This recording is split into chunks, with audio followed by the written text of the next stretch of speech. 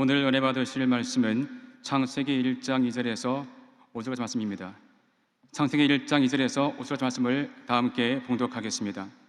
땅이 혼돈하고 공허하며 흑암이 깊음 위에 있고 하나님의 영은 수면 위에 운행하시니라. 하나님이 이르시되 빛이 있으라 하시니 빛이 있었고 빛이 하나님이 보시기에 좋았더라. 하나님이 빛과 어둠을 나누사 하나님이 빛을 낮이라 부르시고 어둠을 밤이라 부르시니라. 저녁이 되고 아침이 되니 이는 첫째 날이니라. 아멘. 할렐루야. 인사 나누겠습니다. 오늘은 참으로 좋은 날입니다. 우리 모두에게 좋은 일이 일어납니다.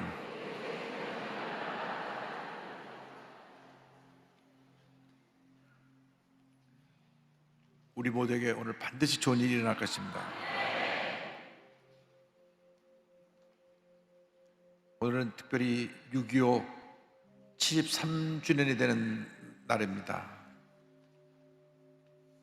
하나님께서 우리 대한민국을 지켜주셔서 대한민국이 공산화되지 아니하고 역사 가운데 사라지지 아니하고 오늘날 이렇게 위대한 대한민국을 건설하게 된 놀라운 은혜에 대해서 우리는 감사하고 또 감사하고 또 감사해야 될 것입니다. 사랑하는 자여 내 영혼이 잘됨 같이 내가 범사에 잘되고 강건하기를 내가 간구하노라.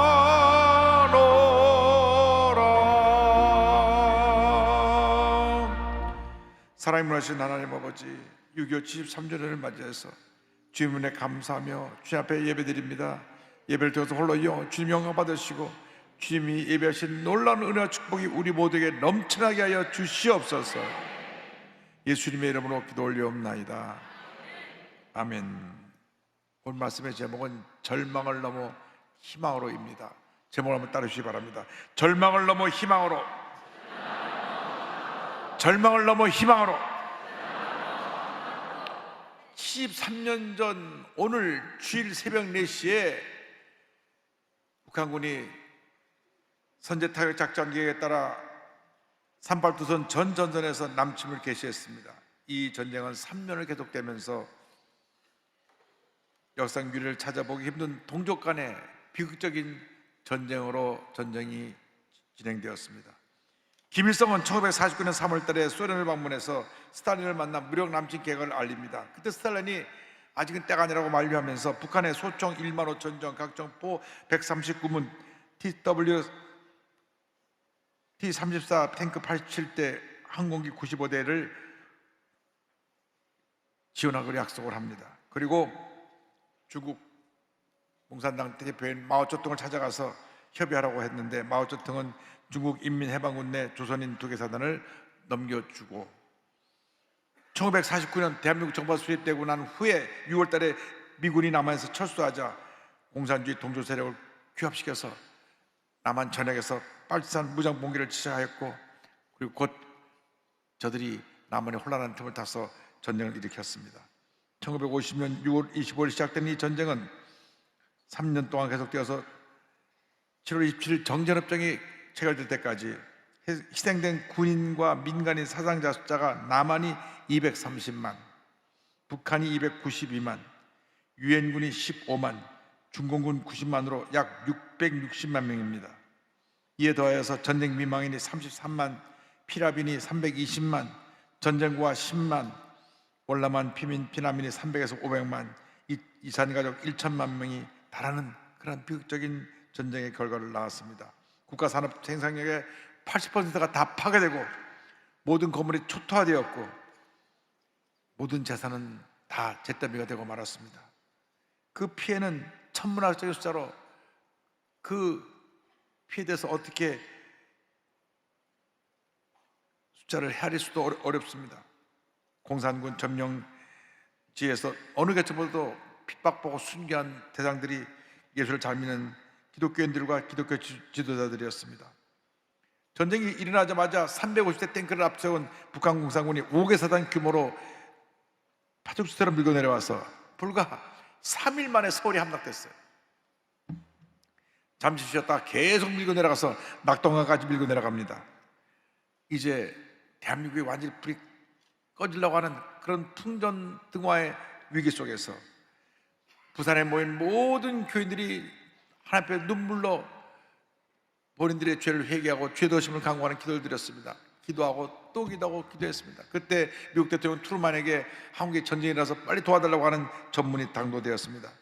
트루만 대통령이 잠들에 들기 전에 침대에서 왔다 갔다 하면서 침실에 왔다 갔다 하면서 어떻게 해야 될까 하나님 앞에 엎드려 기도했습니다. 그가 결정한 것에 따라서 미군이 참전하면 많은 젊은이들이 가서 피를 흘리게 될 것이고 실제로 미군이 와서 3만 7천 명 정도 되는 청년들이 죽었습니다. 또 가만히 있으면 한 번은 공사가 될 것이기 때문에 기도하고 난 다음 이렇게 결단했습니다. 나만이 공산체에 들어가는 것은 하나님께 영광이 될 수 없다. 6.25 전쟁에 미국이 개입하는 것이 자유민주주의를 수호하는 길이다. 모든 수를 써서라도 그들을 막아야 한다. 그래서 그가 기도하고 결정한 다음 유엔 안전보장 이사회를 소집을 했는데 이때 거부권을 가진 소련이 참석하지 않음으로 말미암아 한국전의 파병이 결정되었고 16개국에서 군인들을 한국에 파송해서 우리 대한민국을 공산주의로부터 지켜냈던 것입니다. 이 모든 것이 하나님의 은혜입니다. 하나님께서 우리 대한민국을 불쌍히 해서 구원해 주신 것입니다. 할렐루야. 저도 6.25 전쟁 바로 다음 해에 태어났으니까 제때매 속에 태어난 것과 다름이 없는데 그 제때매 속에서도 우리 하나님 백성들이 기도했습니다. 하나님께 엎드려 주의 도우심을 간구하며 기도했습니다. 그래서 대한민국이 그 1953년에는 국민 총소득이 67달러, 1년 동안 소득이 67달러밖에 안 됐었는데 지금 2021년도에 34,980불이니까 522배가 성장했습니다.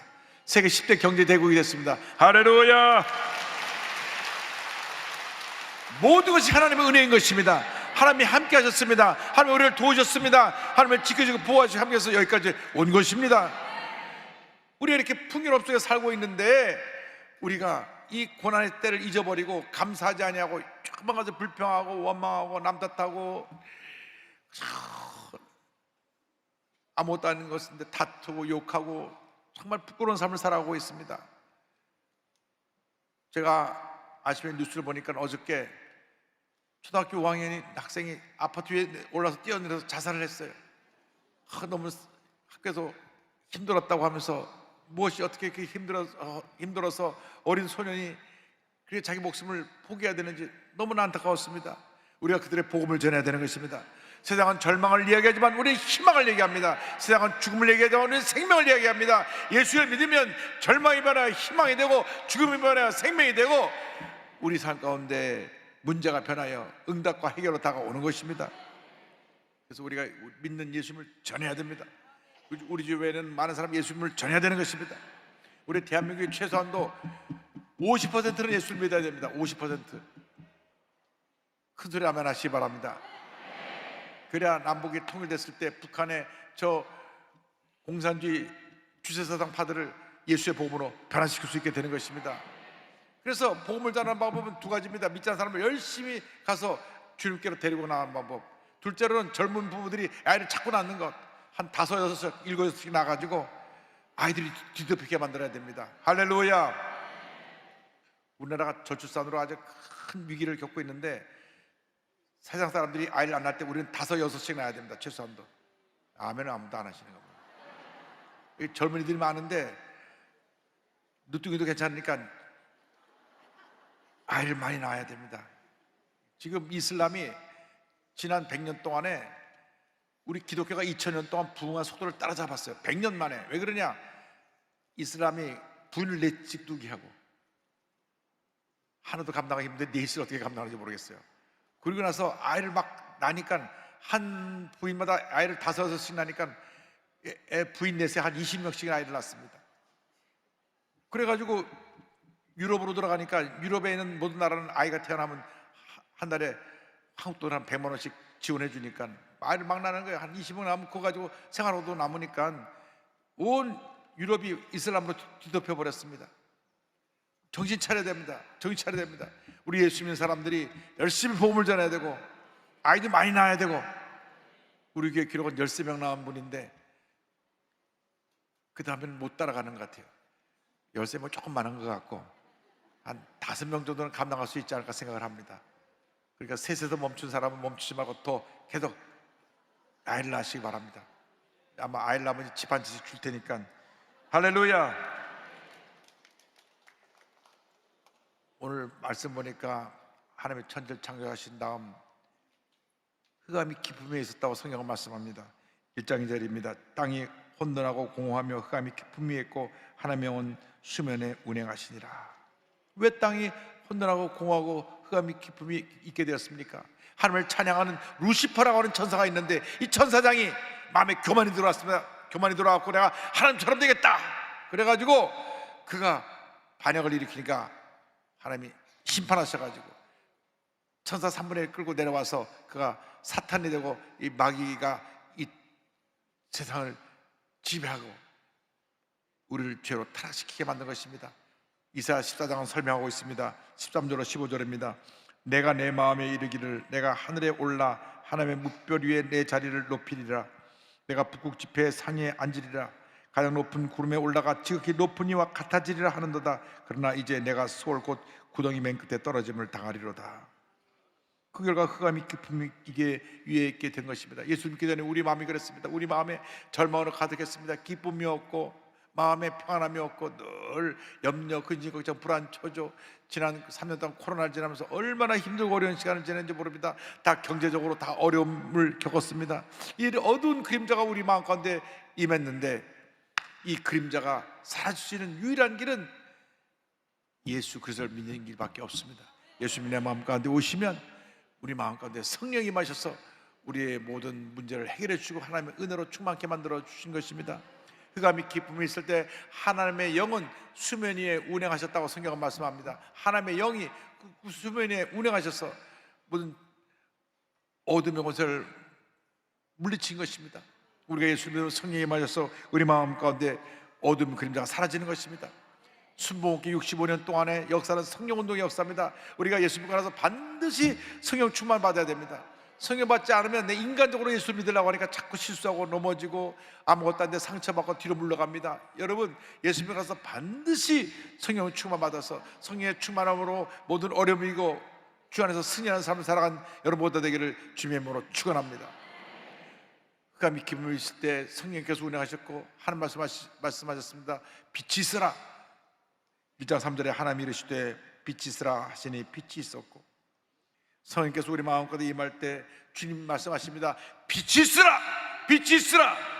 여러분 빛은 어둠을 몰아내는 것입니다. 절망을 몰아내는 것입니다. 예수의 빛이 우리 마음속에 비춰지면 절망이 떠나가고 문제가 떠나가고 고통이 떠나가고 괴로움이 떠나가고 주님의 은혜와 사랑이 축복이 넘쳐나게 되는 것입니다. 그럼 우리가 하나님이 기뻐하시는 삶을 살아갈 수 있게 되는 것입니다. 성경 말씀합니다. 빛이 하나님 보시기에 좋았더라. 여러분 마음속에 예수님의 빛을 품고 사시길 바랍니다. 하나님이 보시기에 좋았다는 것은 하나님께 인정받는 삶을 말합니다. 사람들은 사람 앞에 잘 보이려고 그럽니다. 그보다 더 중요한 것은 하나님께 잘 보여야 되는 것입니다. 하나님께 인정받아야 되는 것입니다. 하나님께 쓰임받아야 되는 것입니다. 하나님이 인정하시면 만사가 형통인 것입니다. 하나님이 인정하시면 그 삶을 하나님의 복된 삶으로 이끌어 주시는 것입니다.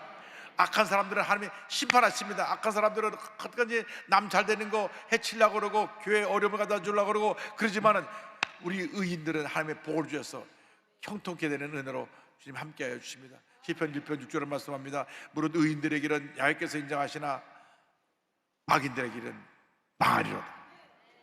예수 믿고 나서 하나님 인정하시는 의인의 길을 가시기 바랍니다. 악인의 길을 절대 가지 않게 되기를 바랍니다. 하나님께 인정받으면 빛 대신 예수님이 그 마음 가운데서 그 빛을 발하심으로 말미암아 문제가 떠나가고 절망이 떠나가고 슬픔이 떠나가고 고통이 떠나가고 가난과 저주가 떠나가고 하나님의 축복이 임하게 되는 것입니다.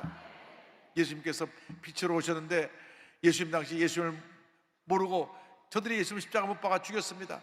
요한복음 1장 9절로 10절은 이와 설명합니다. 참 빛 곧 세상에 와서 각 사람에게 비치는 빛이 있었나니 그가 세상에 계셨으며 세상은 그로 말미암아 지은 바 되었을 때 세상이 그를 알지 못하였고. 여러분, 예수를 모르면 절망입니다. 흑암입니다.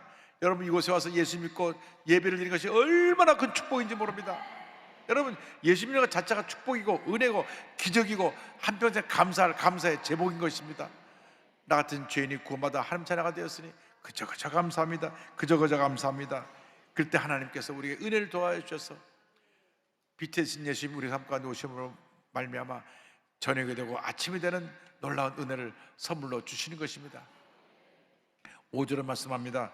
하나님이 빛을 낮이라 부르시고 어둠을 밤이라 부르시니라. 저녁이 되고 아침이 되니 이는 첫째 날이니라. 사람들이 하루를 계산할 때 아침부터 저녁을 이야기합니다. 아침이 되고 저녁이 되니 하루가 지나갔다 이래야 되는데 성경은 반대입니다. 저녁이 되고 아침이 되니, 저녁이 되고 아침이 되니. 이 말씀은 우리 예수 믿는 사람들에게는 절대 절망의 밤이 없고 영원한 희망의 아침만 있다고 하는 것을 말씀하고 있습니다. 기독교는 희망의 종교입니다. 세상 사람들은 절망을 말하고 죽음을 말하지만 우리는 희망을 말하고 생명을 말합니다. 예수 믿지 않은 사람은 지옥 형벌에 떨어지지만 우리는 영생 천국에 가게 되는 것입니다. 예수님이 죽음의 권세를 이기고 부활하셨습니다. 부활하신 예수 우리 마음 가운데 와 계시기 때문에 우리의 삶은 영원한 희망, 영원한 새벽의 은혜가 임하는 것입니다. 아무리 밤이 깊어도 밝아오는 새벽을 막아낼 수가 없습니다. 어떤 절망의 밤도 희망의 새벽을 이길 수 없는 것입니다. 시편 30편 5절로 말씀합니다. 그의 노염은 잠깐이요 그의 은총은 평생이로다. 저녁에는 울음이 깃들지라도 아침에는 기쁨이 오리로다. 여러분, 때때로 어려움이 다가옵니다. 문제가 다가옵니다. 절망이 다가옵니다. 그러나 아무리 절망의 밤이 깊어도 희망의 새벽은 밝아올 것입니다. 그 어떤 흑암의 권세도 밝아오는 희망의 새벽을 막을 수가 없는 것입니다. 어떤 사람은 너무나 내가 힘들고 어렵습니다.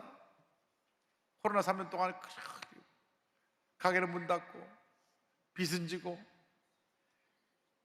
몸은 아프고 이 끝이 보이지 않는 칠흑 같은 어두운 밤에 언제 헤어나올 수가 있습니까? 말하는 분들이 있습니다.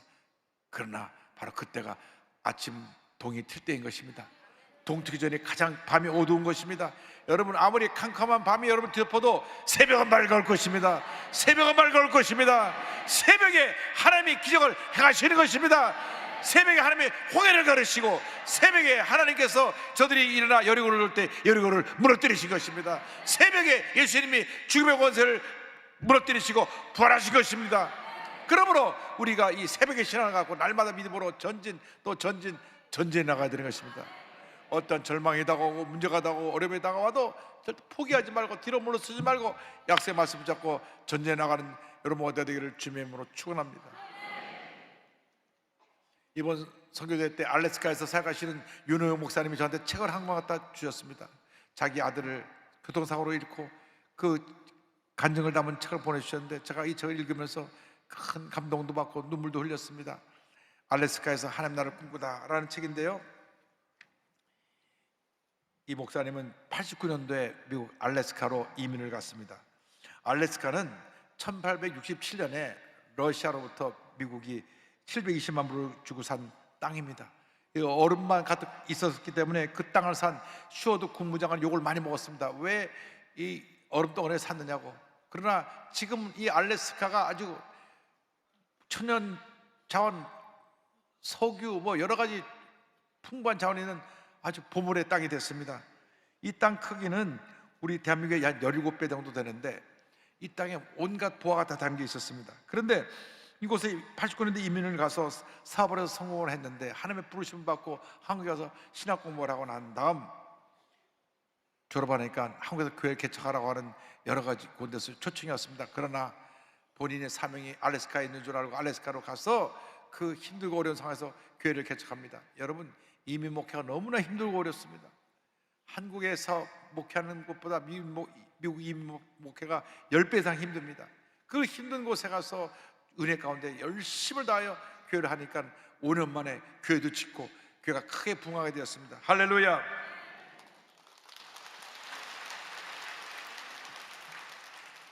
근데 이제 2012년 7월 13일입니다.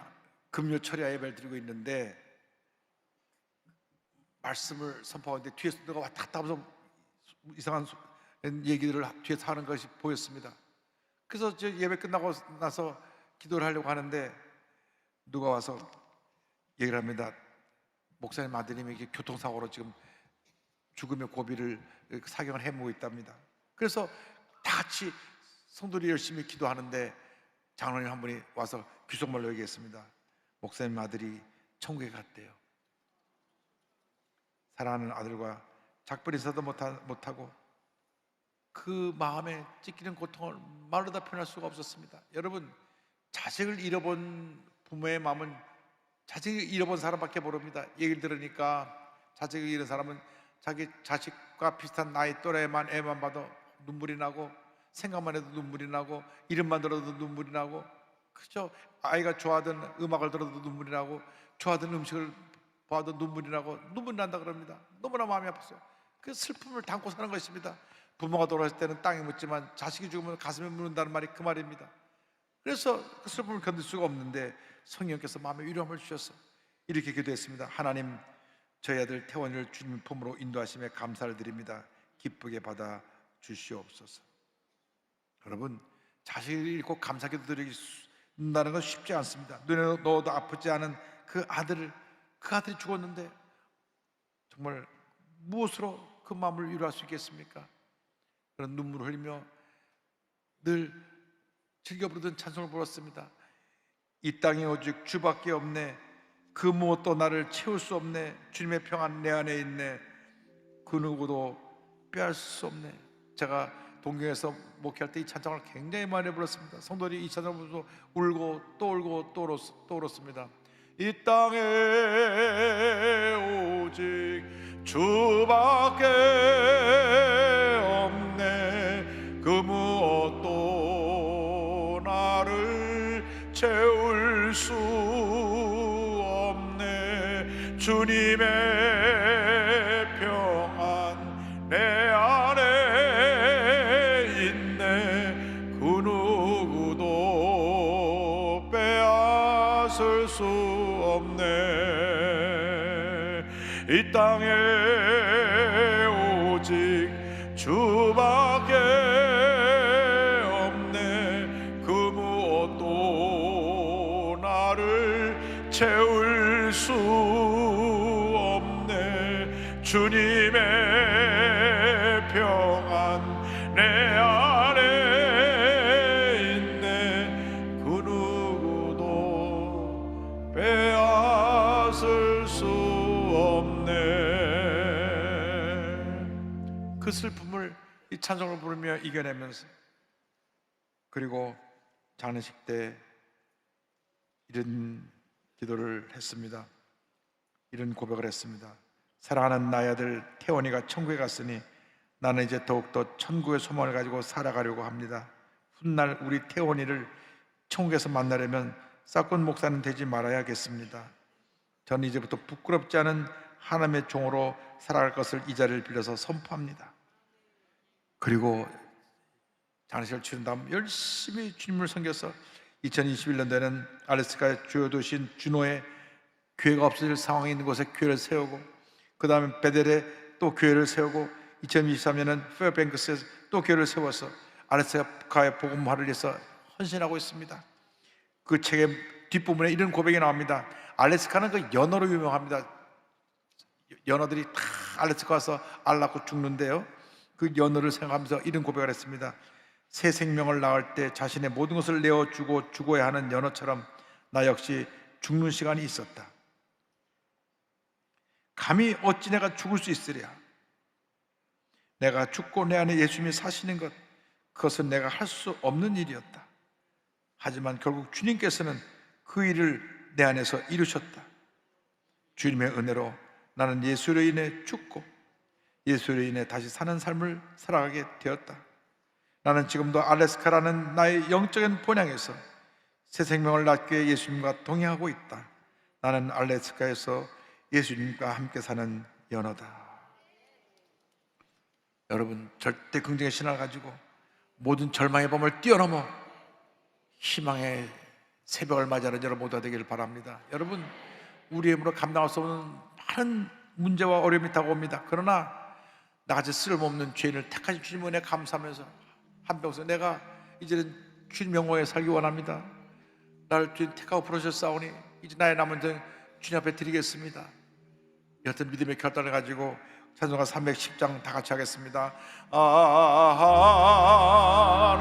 하나님의 은혜로 있을 데 없는 자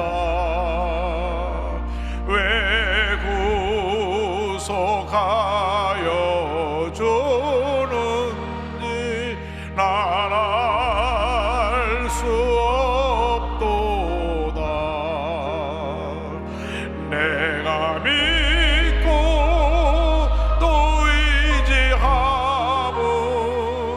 내 모든 형편 아시는 주님 늘 보해 주실 것을 나는 확실히 아네.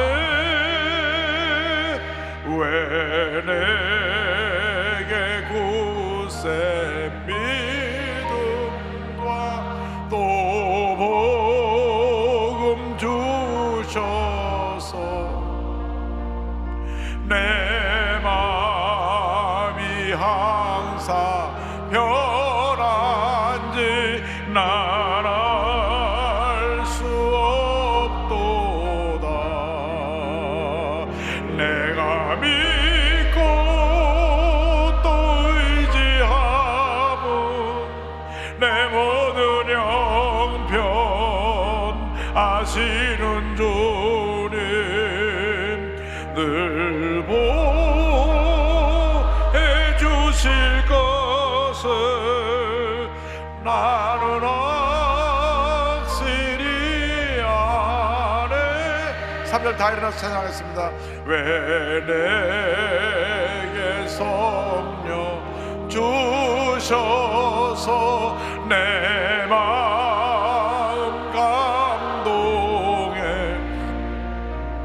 주 예수 믿게 하는데 난 알 수 없도다. 우리의 손을 들고 내가 믿고 또 의지함은 내 모든 형편 아시는 주님 늘 보해 주실 것을 나는 확실히 아네. 앞으로 손을 꼭 가슴에 손을 꼭 기도합니다. 사랑과 은혜와 자비가 무한하신 하나님 아버지 믿음으로 손을 졌사오니 주님만 사여 주시옵소서. 나사렛 예수 그리스도의 이름으로 명하니 모든 질병은 떠나갈지어다. 가난과 저주와 질병과 모든 고통은 떠나갈지어다. 마음의 평안함이 다가올지어다. 심한 두통, 불면증, 우울증, 뇌뇌제, 각종 정신질환은 물러갈지어다. 눈과 코와 입과 귀와 목의 질병은 떠나가라. 어깨, 척추, 허리, 관절의 병이 물러갈지어다. 심장병, 위장병이 떠나갈지어다. 고혈압, 당뇨가 물러갈지어다. 악성 종양과 암은 떠나갈지어다. 피부병, 난치병, 불임증은 물러갈지어다. 자녀를 위한 기도가 응답될지어다. 직장과 사업에 하나님의 복이 임할지어다. 온 가족이 구원받고 변화될지어다. 모든 기도의 제목이 주의 뜻 가운데 이루어질지어다. 기도하고 구원하심 받은 줄로 믿으라. 감사하고 예수님의 이름으로 기도 올리옵나이다. 아멘. 지금은 우리 그리스도 예수 그리스도의 무한하신 은혜와 하나님 아버지의 큰 넓으신 사랑과 성령의 감동감화 인도고통 충만하게 하시니 영원한 희망이 되시고 새벽이 되시는 예수님을 마음에 모시고 전쟁에 나가는 주님의 귀한 백성들 위해 지금도 영원토록 함께 있을지어다. 아멘.